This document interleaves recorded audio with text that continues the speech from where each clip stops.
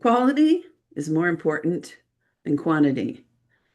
A home run is much better than two doubles. And that's a quote by Steve Jobs.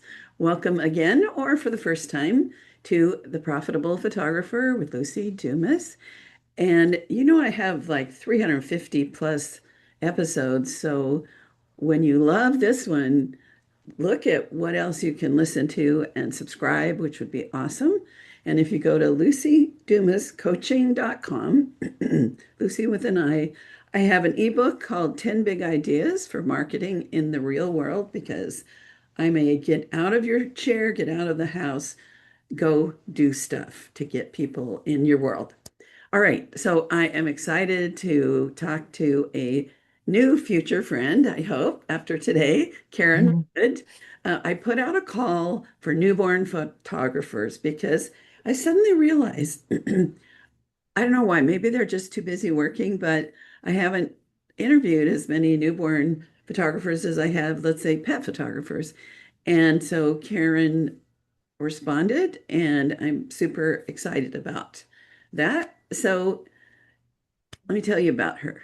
She's award-winning. She is qualified as an associate of the Professional Newborn Photographers International. I'm not sure how you get that, but it's a big deal if you're going to be a newborn photographer to do the training. I believe. She's married and has, six kids and 13 Seven. grandbabies. Seven kids. I saw six, Hmm. seven, and I said six. Maybe I was trying to spare you a little. And 13 grandbabies. She's in the Dallas area, so she can be close to uh, a bunch of those lovely humans. She has been a professional photographer doing live sports, weddings, portraits. If we look on her website, you see beautiful dog and couples and other things. But her love, her feature right now is newborn and maternity. And her other passion is teaching and coaching photographers about newborn photography. So if you're listening to this, well, you are listening to this episode.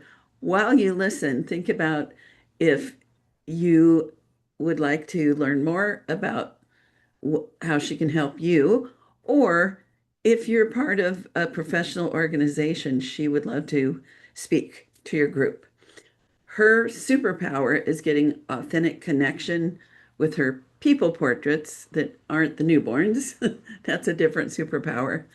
Um, but when you're doing when you're doing newborn portraits, family portraits, this is my experience.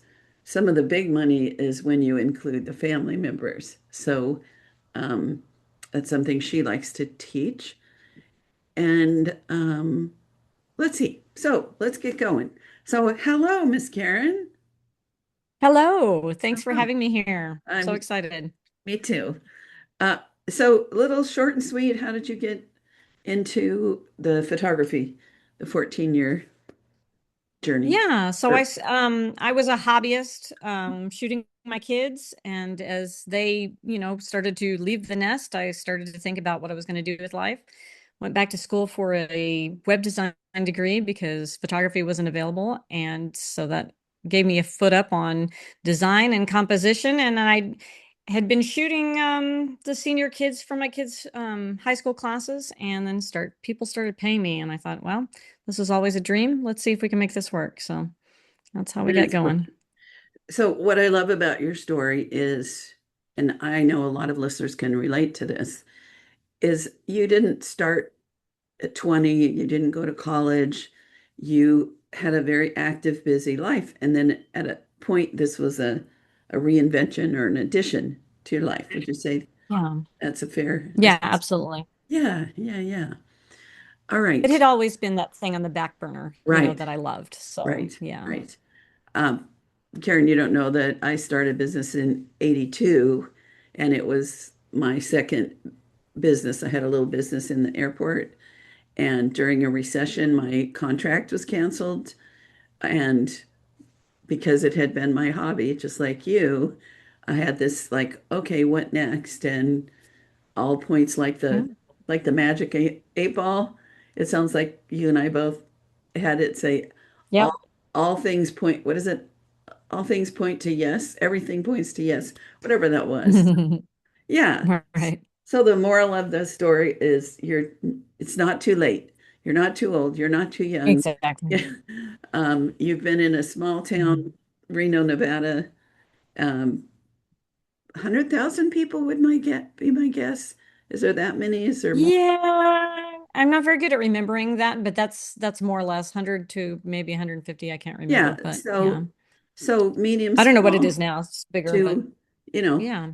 Dallas, we know that's very large. So, all right. Right. So, one of the things that you say is that, so I'm going to ask a couple things of you today to Hmm. talk about. One, I just had a newborn photographer that's all we talked about, and she gave us some tips. Well, not all, but so I'm going to ask you for more tips. I'm not going to tell you her tips, but you know, one Excuse hour, me. one person can't cover it all. So I'd love to know Oh, for sure. some things about newborns. And then the Yeah. other is one of the things that you are good at noticing patterns that can trip people up and keep their work from going to the next level. So that's part B. So let's start with what are some hot tips about photographing newborns? Um, well, there's so many, but one thing that I can say is that I think a lot of people have it in this their idea that the baby's just going to sleep and everything's going to be okay. And then they get in the session and they're like, that baby didn't sleep the whole time, and I don't know what I'm doing wrong. And how do I soothe this baby? And it's the baby's going to feed on your anxiety. So you just have to set your expectation going in that you're as prepared as you can be, but also flexible so that you can work with the baby and let the baby rule things and let that be okay. That the baby's going to fuss or cry or whatever. And in conjunction with that, I would say my number one rule with soothing or keeping babies happy is to never let them ramp up. I'm totally Mhm. okay picking up a baby that seems to not, settle into a pose and just resetting, rocking a while and starting over just to, so that you never get them to the point where they're actually upset. Because once you do that, it's like a cascade. Mm. Um, So, so yeah. so what I hear you saying is you want to work on your own energy because if you start getting frustrated and scared it's not Hmm. going right, babies just like Absolutely. babies and dogs pick up on that. I'm right now I'm the dog whisperer in my neighborhood, sitting on my porch. Hmm. All kinds of dogs walk by and then they turn to me and they get their owners to come let me pet them because I have this calm energy towards them. And so babies, same thing.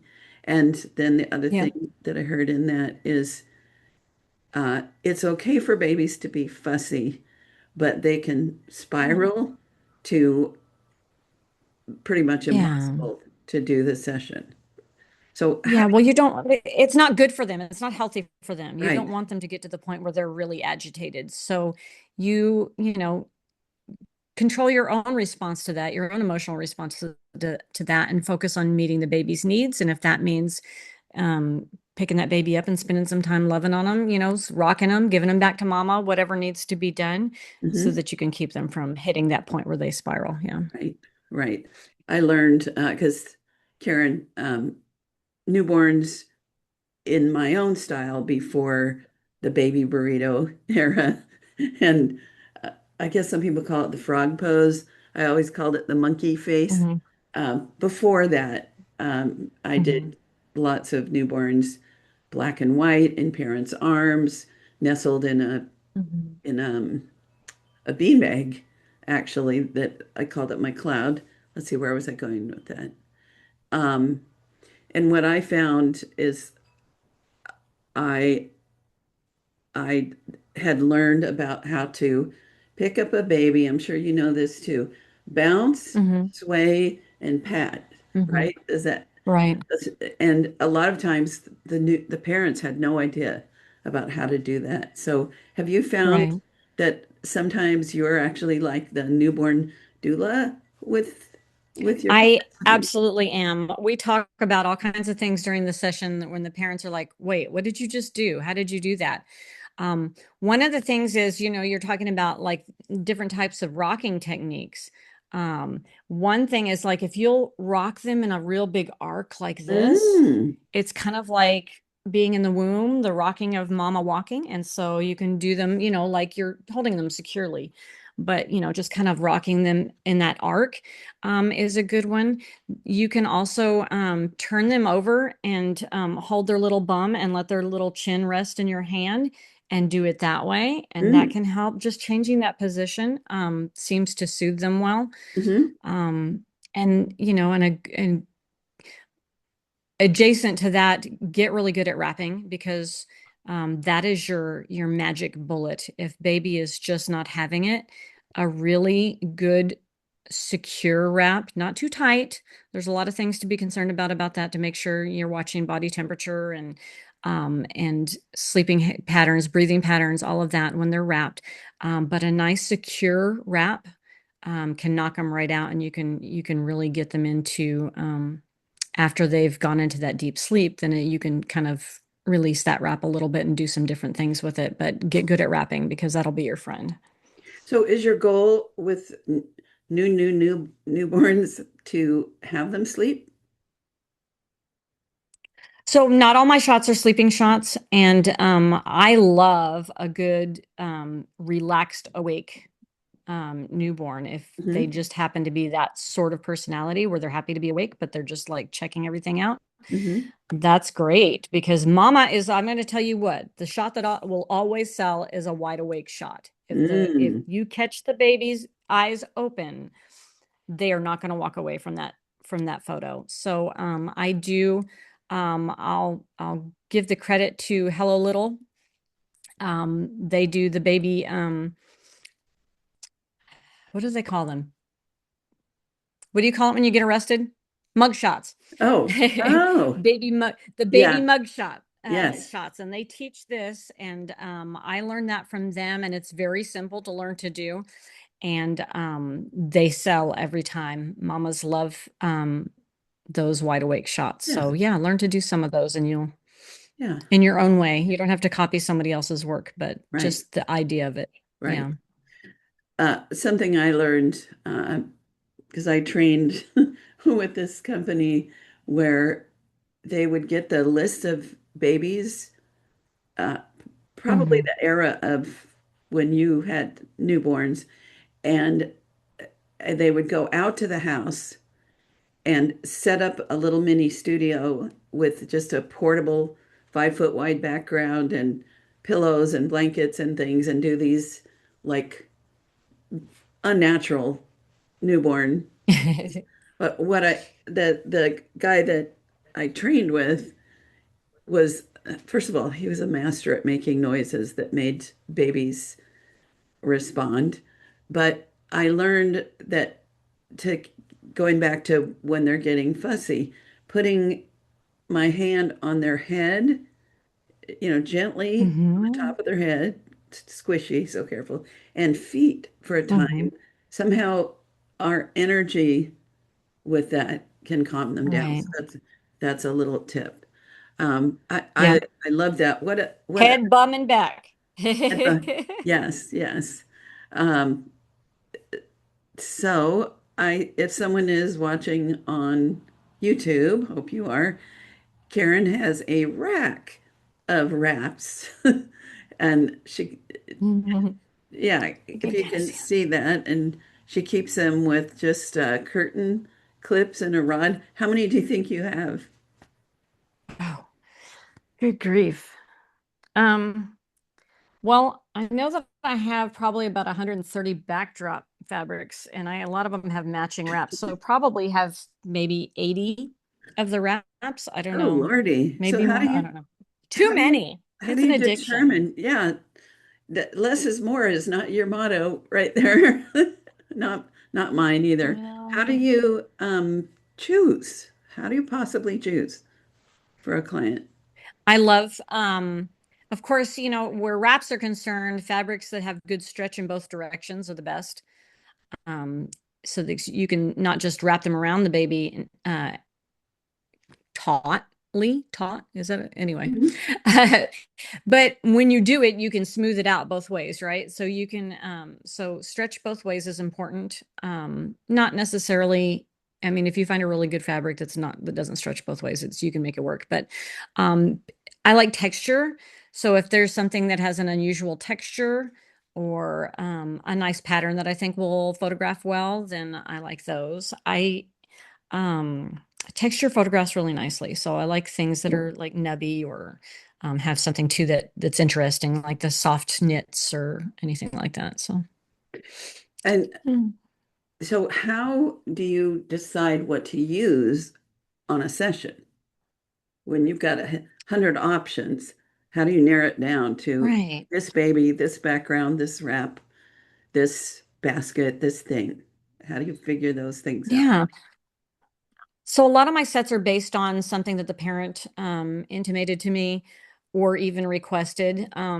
So I have a conversation with the mama right from the get-go, and we talk about like her style in her home and what the nursery looks like, and like I'll ask questions about like, well, if you could decorate your dream home, would it be Restoration Hardware, or would it be Pottery Barn, or would it be what is your aesthetic? So, and then I find out the stories within the family, like is dad really into sports, or do they have like a family kind of identifiable activity that they're involved in? Are they very outdoorsy, or whatever that is for them? And then so I can use those things to kind of develop a vision for the session, and then we go from there.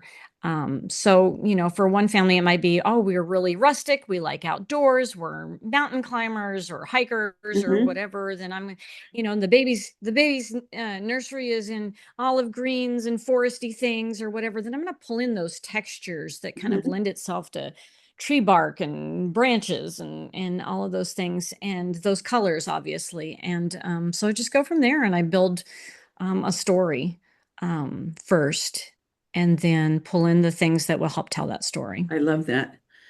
One of the tricks to being highly successful is to not have a formula, at least in the luxury market, where people are Yeah. spending good money on beautiful portraits like the grouping that you have up above your head. You said that was Yeah. those aren't your kids or grandkids. That's a client.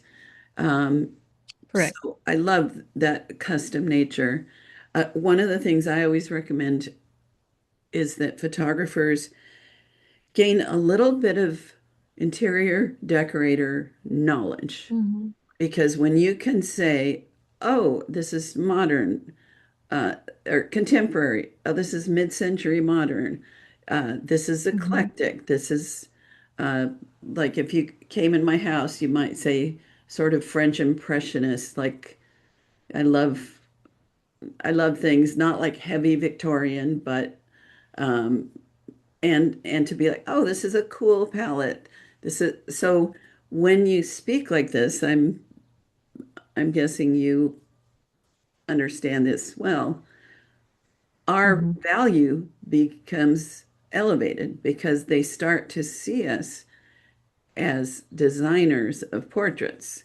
And you don't have to learn Absolutely. a ton. Just, s watch some videos and do some searching and you know, and what is the latest kind of thing. Thoughts on that?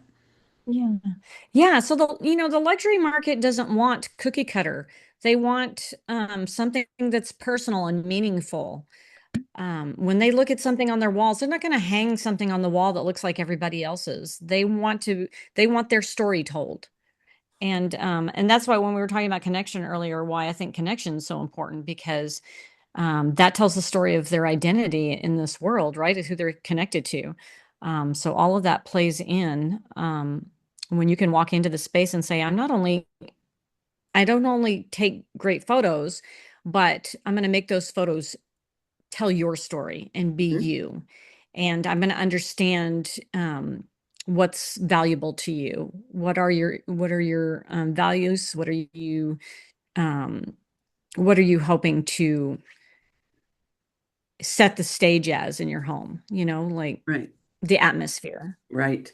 So And all of that's important to, like you said, to the luxury market. right. And what I'm thinking is that is the key to going from three-figure to four-figure sales because Oh, for there's sure. a probably in on any city block in San Diego, there's a newborn or children's photographer that is charging three, $400. But that doesn't Hmm. mean that three or 4,000 is not something that's available. It's just that we Right. have to approach it in that way. And so I love what you said. One of Mhm. the keys is that customization, because if you're charging, let's say, $300 to $500 and you have an income goal, you have to shoot a lot more than Yeah. you do. I think what people don't understand when they start shooting three or $500, they're thinking, "Why making all this money?" But when you really break down how much time is being spent for your sessions and all the running around you do and all the things involved, you find out that you're really making minimum wage. And If I that. think people don't realize it until they hit the wall and they're Hmm. like overwhelmed and they're like, people are mad at me and I'm tired and I don't want to be up till 1 or 2 in the morning anymore doing this. Hmm. And then you realize when you break down those hours, you might as well go get a job at Walmart or something because, Right. And do this as a hobby. it is what it is. Yeah, I I agree. just lost my light. I'm sorry. I don't want Oh, to interrupt to make better light, so I just lost oh, my light on we're my face. not being graded on it. So you look great in any way. Um, where I had a little thought with that when you're talking about, oh, yeah. And if you're also breaking down that there's costs of running a business and there's taxes, Hmm. and people, if they're lucky, keep half of every dollar that comes in. But, a camera Right. repair, a needing a camera, needing two cameras so that if one Hmm. breaks down in the middle of a session, you just breeze right through it and grab the next one. All those Right. all those hundreds of drapes and things weren't free. Now, Right. you don't need to have 100, right? But Right. but everything costs.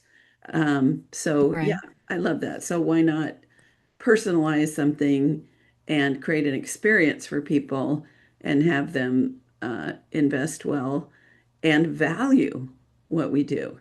Because to me, when I don't pay very much for something, uh, I don't, unless it's just that little rare thing that's so special that I got at a garage sale for a dime, but I love it. But other than that, um, investing in things gives it more appreciation. Thoughts on Hmm. that? Absolutely. I think you said it very well. I don't know that I have much to add to that, except that um, we others value us the way we value ourselves. Hmm. And when someone hears that your price is low, they think you're probably not going to be much of an experience or your images are average because your price is average. But when Right. you say your price and it's a little bit of a stretch for them and you connect well with them and they see the value that you're gonna spend extra time and really give them personalized service and they realize that, well, then you must be worth more. Hmm. It's really funny because I don't know if you've had this experience, but I can't tell you how many times that people know that I'm a photographer for a long time. Like maybe we're friends or acquaintances or through networking or whatever. And then at some point, they actually see my work or hear about the service I give. And invariably, they'll be like, "Oh, I didn't know you were a real professional photographer." Yeah. Like Yeah, there's some kind of like, I don't know, a dark area over here where it's like professional photographers and then real ones. I don't know, but it's the funniest thing to hear people say that. And right. that's kind of, I guess, the world people are living in is like, well, everybody's a professional photographer. Everybody's got a camera. What's the difference? And then they see what the value you bring, and then they're like, oh, that's something different. Yeah. I Yeah. have let's see. So if you're watching on YouTube, this photograph here of the dad holding the baby, a Hmm. little boy holding daddy's legs with beautiful Hugging Daddy. light. Hmm. That was best portrait in the Western United States one year. And I used it on my business card for it could be decades if he probably is a grandpa by now. But when you're doing something classic, um, or he's probably a dad. He's probably not a grandpa yet, Yeah. but he's probably a dad. Um, but I would talk about my photography, blah, blah, blah, and they'd be blah, blah, and then I'd hand him my card with that image that is so different than, Hmm. a standard photograph of a kid that you would expect. And it'd be just what you just did. Oh, oh, oh, oh. And also, when I got my logo and the colors and everything, I know you do branding photography, but Hmm. the whole package of the experience, your presentation, uh, creating images that are powerful, meaningful, yeah, elevating ourselves in people's eyes is how we can get those investments that people really, really appreciate. Yeah. Yeah. Okay. And I'll say that as AI advances, all of that's going to be more and more important to Mhm. maintain our industry, really. Right. So why do you say that? Just because the one thing that AI can't give you is that personal experience, Hmm. that personalized touch and connection. Right. Right. Uh, like I've noticed there's lots of cute shirts and different things on Amazon now. That's not AI, but it's the convenience. But there's nothing like going into a store and trying something on and having, uh, a nice helper that maybe goes and finds some things that they Hmm. think will look well on you, and that carries memories, not just, oh yeah, I've got this little gray shirt that's got a square neck that fits me well. There's no emotional content to Yeah. to what I have on because it was just a convenient thing. So yeah, I love all that. I love that we've um, ventured into this area. It's a good add-on to the other newborn episode, so we're not repeating uh, other than, doing good photography is important. Yeah. So that's my segue to Hmm. one of the things that you say in the notes that you sent me is that you notice patterns of certain pitfalls that tend to trip up newborn photographers and keeping their work from going to the next level. And I'm sure you also can see that not just with newborn photographers, but um, anybody photographing Yeah, professionally. absolutely. So, what are some of can you kind of list or talk about that a little bit? Yeah. A little bit general Um, first and then newborn. sure, sure. Um, so generally speaking, I think people get hung up on you know, what the content of the image is as far as like props or location or any of that kind of stuff. And they get so hung up on that they forget that they're working with real people with real stories and real needs. And they forget, they maybe don't worry so much about the technical stuff like the lighting's not quite right or the pose wasn't really that great, but because their focus was so much on, oh, got to make this cute set or whatever. And the cute sets are great, and yeah, they set you apart because you used some creativity and did something different from the next photographer. But forgetting about the technical details, and then bringing that down to newborn work. What I notice, probably the most frequent thing that I notice with other newborn work, that it's just like, oh, this could be so good. This set's nice, and the everything, it's a cute idea or whatever, but the lighting is really off. So they were so worried about that cute little set that they didn't notice that they had set the light in the wrong place or turned the baby in the wrong direction or whatever, and they had the ghost up lighting or what have you. Hmm. So I try to always tell people, you want to light a baby's face just like you'd light anyone's face. And so go back to that training of, lighting patterns and all of that. You want to make sure you're doing that so that your baby has the best, that baby has the best lighting to really showcase their personal features. Because I mean, and I don't know if anybody's noticed, but babies just kind of look like babies to everybody else, right? Hmm. But if you light a baby well, the family's going to see, Uncle Joe's chin or mom's nose or whatever. It's going to have meaning because they can see those features and recognize them if they're lit well. But if you've got a baby that's uplit or whatever, or you've angles, if you're shooting up the nose and you're just seeing the bottom of the nose instead of the baby's face coming down like this, like you would shoot anyone else, um, then those features get lost. Right, right. And So, so paging back to in general, what I'm also mm-hmm, hearing is it's true with any kind of portrait, we'll say portrait photography, mm-hmm, yeah, where you need to learn lighting. Like, um, mm-hmm, you know, so many times people will, let's say, go outdoors and they don't realize that if they just use an overcast sky, it's going to create shadows in the eyes. It's going to have funky mm-hmm. shadows around here. The nose is going to Oh, be for sure. bright. The forehead's going to be bright. But there's ways to be outdoors and find somewhere where there's a direction of light. Um, Mm-hmm. if you're doing indoors, whether it's windows or you're setting up a studio, learning basically about light and how to light people, and then Absolutely. apply that to kids.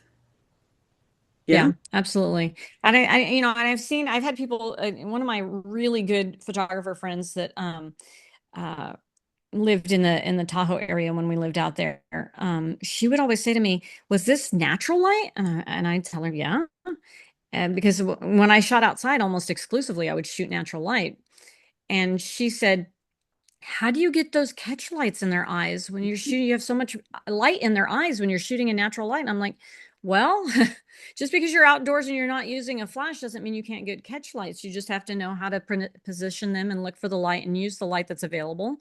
Um, yeah, it can be done. It Yeah. doesn't have to be, point being, it doesn't have to be canned light if you know how to work with what you have. Right.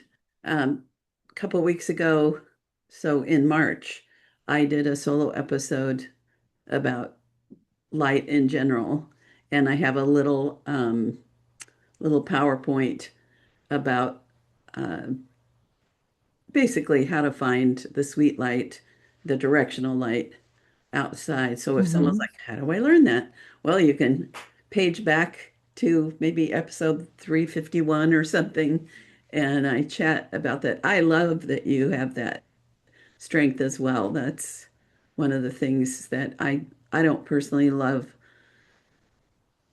especially outdoors, dragging lights around, trying to find the location. And, with kids, Hmm.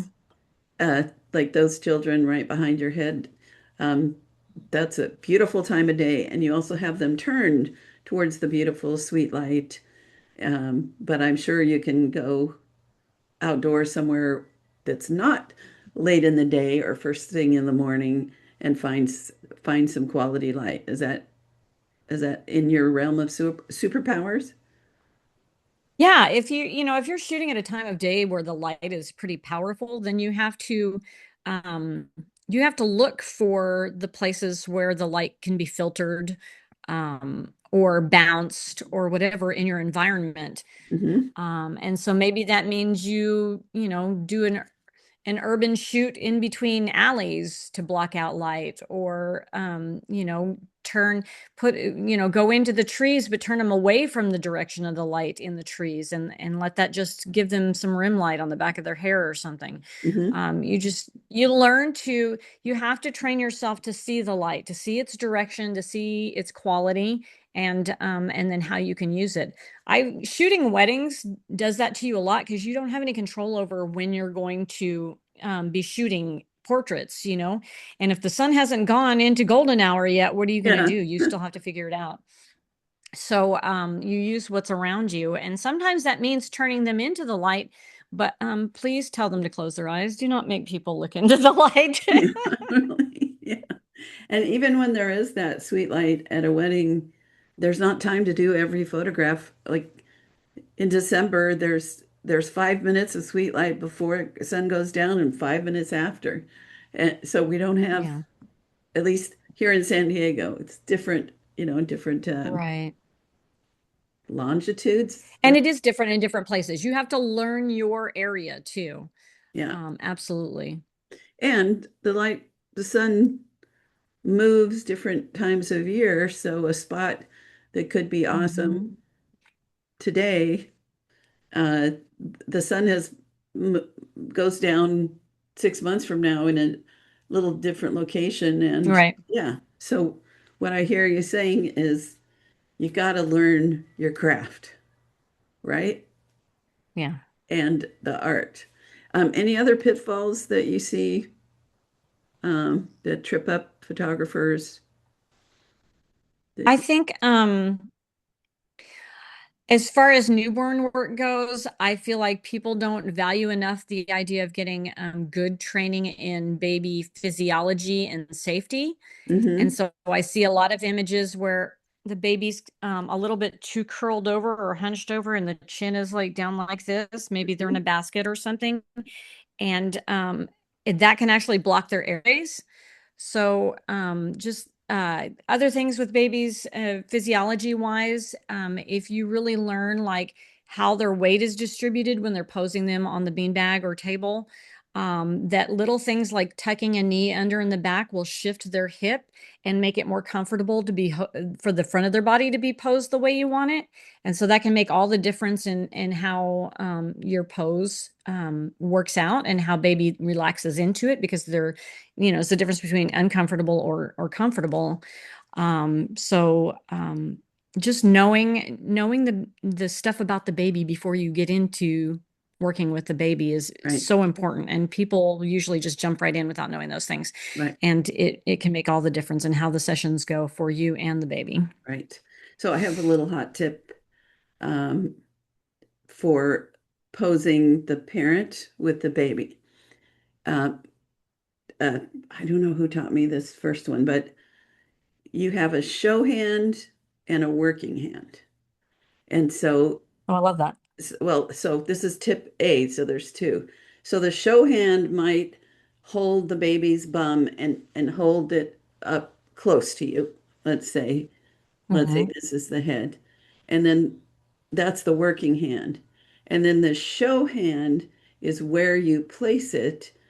A hand is as big as a baby's face. So finding a way that there's Hmm. a delicate or attractive touch somewhere that has lead lines and so yeah, so there's that. The other trick Yeah. is using the thumb and the middle finger, and you put it on the bones right behind a baby's ear. Correct. Thumb on one Correct. side, middle finger, so you can gently rotate the head um, Hmm. wherever you want it.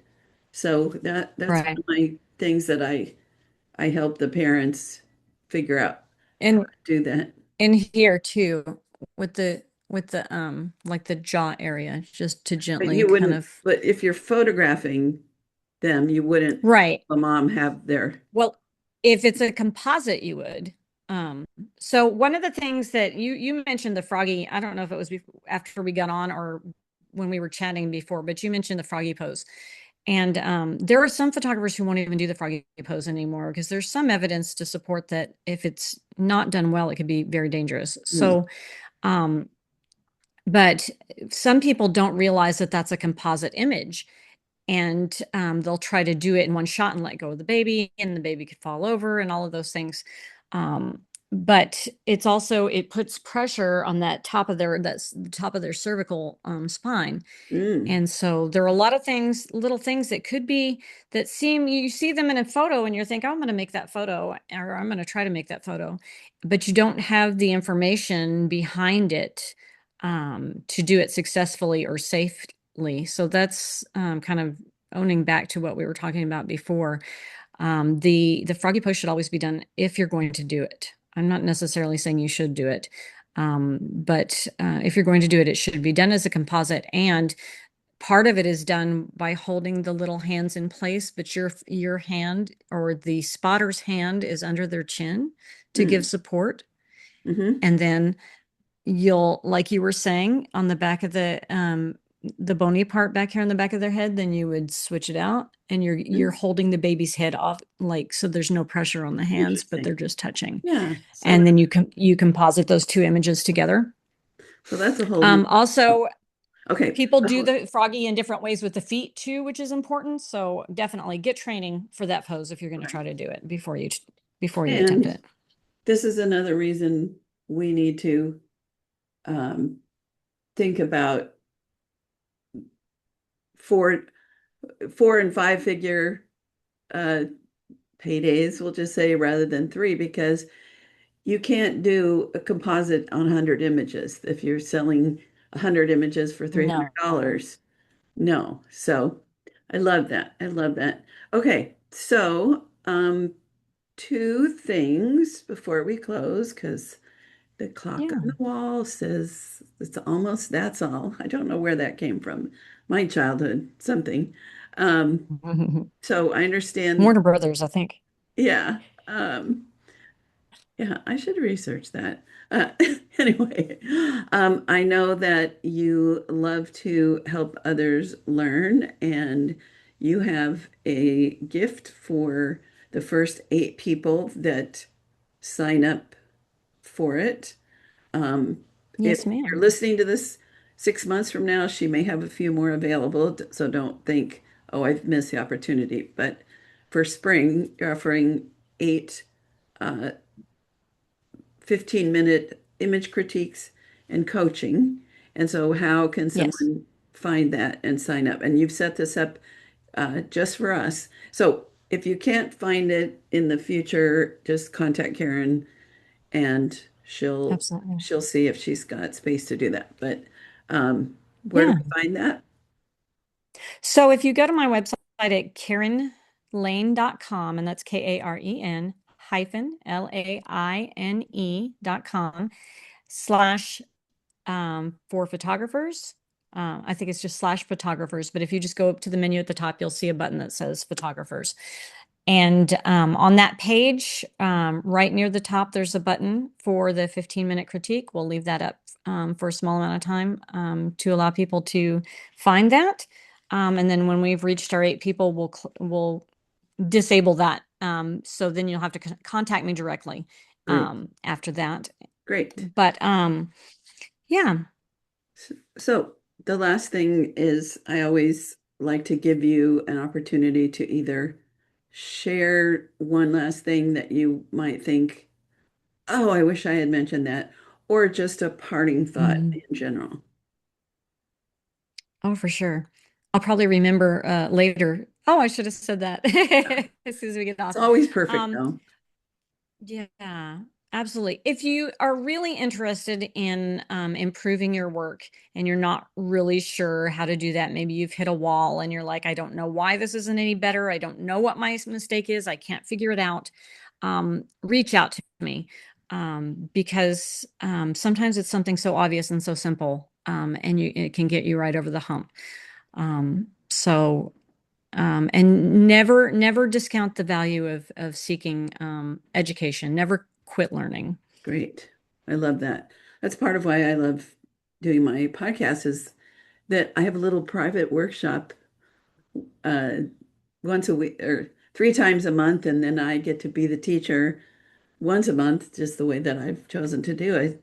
So I'm always learning, even the ones where I'm solo, I do some research so that I make sure that I'm offering good content and not just what I squeeze out of my brain, but have so yes, this is part of my always learning 40 plus years later. Well, Karen, thank you Yeah, I love that. so much. And everyone stay tuned for my little quick wrap up. But thank you for saying yes and all the good hot tips Yeah, and wish you much success.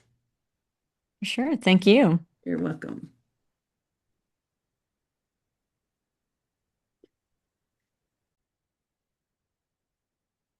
So here I am again, just you and me. And I loved all the things that Karen shared with us about newborns, about how you create a luxury business by being more custom, having more personal service. I love that because she has 1,000, no, told you a million times, don't exaggerate.